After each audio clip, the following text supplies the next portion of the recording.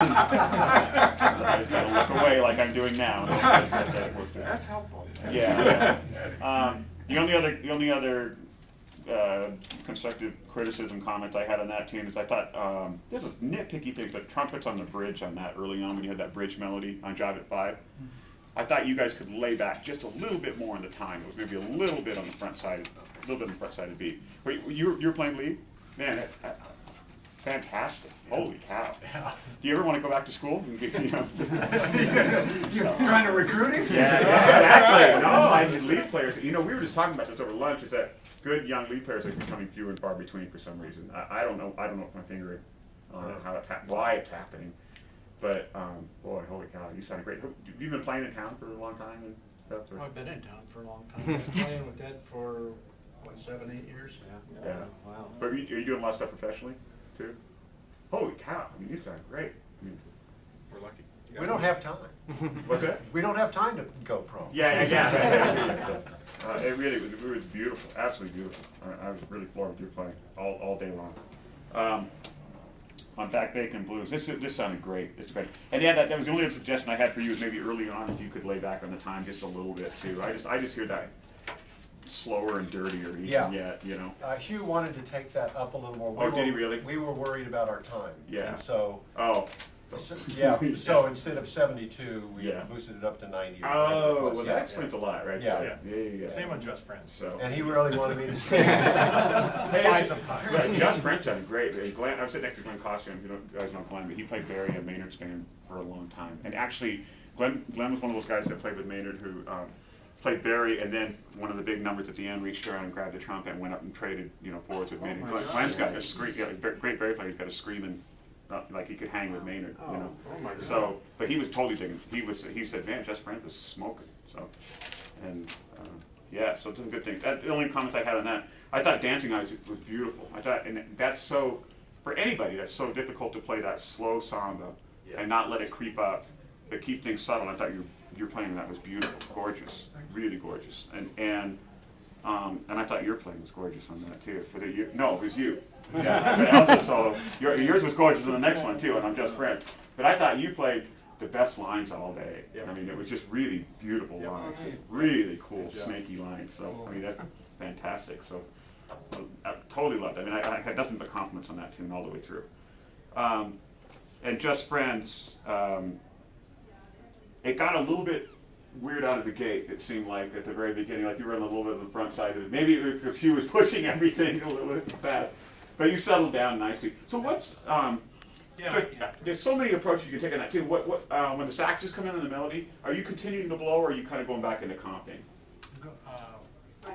Right, I've got 2 measure, or half measure measured fills.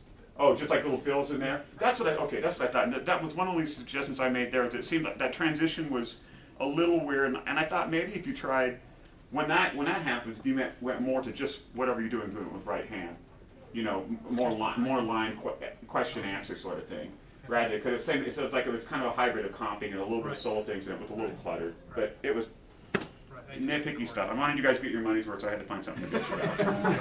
Thanks a lot. But unfortunately, it was you. I hope you're making a lot of money. Yeah. But yeah, I love it. No, your solo was great. The other thing I was going to bitch about was I thought there was maybe too much comping behind the tenor solo because you both were really getting into it, and it was like it was a wall of sound, and there was some great stuff coming here. It'd be nice just to thin that out. I was getting my money's worth. Yeah. I mean, we've all been there, so And there've been tenor solos where I wish I had people covering me up, so I could. And man, the only other thing I really wrote down was, and this is a tiny nitpicky thing, is I thought maybe the ensemble, the winds lost a little, and I thought your solo was great too. The alto solo in that I really enjoyed it. So, the shout section, some of the accuracy got a little bit, it's just the end of the gig. Yeah. It's a blow. That tune's a blow, man. I mean, it really is.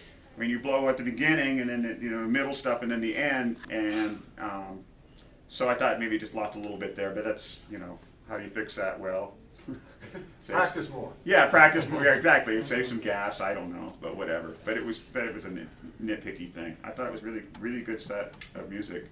Yeah, it's great, man. This is a great band. This is fantastic. Do any of you write, like for big band? No. Like compose? Oh, I thought because it's such a great group of musicians, it'd be cool.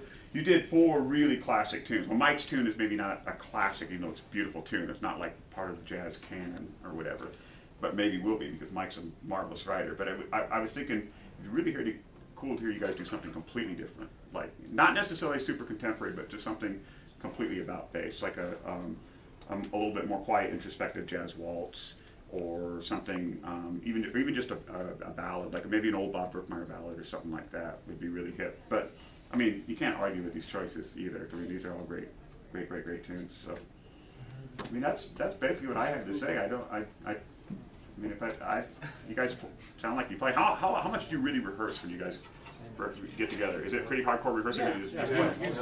Cool. I mean, because it's a very polished group. I was just curious how much of it's just this really.